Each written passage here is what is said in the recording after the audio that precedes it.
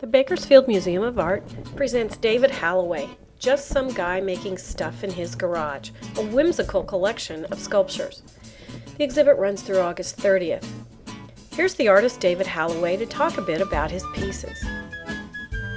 A lot of them are based on real people and real incidents, I think that art, I'm really one that believes that art should reflect the environment of which you live and where you exist. If I lived in a different, and actually some of these pieces when we lived in different locations, they often sort of reflect anxieties or apprehension or just sort of, they're as much about literature as they are, I guess you could say, is sort of visual arts. They all have a certain, and a lot of it is taking that sort of that sort of literature and trying to find a symbol that narrates that sort of story.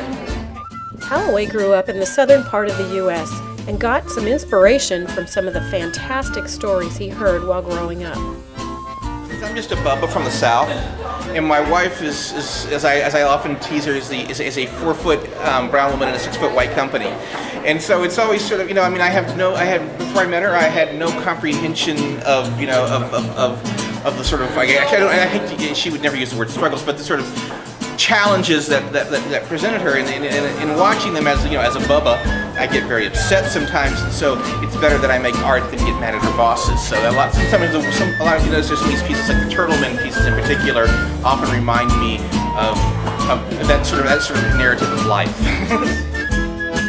The people Hallaway meets often serve as inspiration for his amazing and fun sculpture. There are stories to every single piece.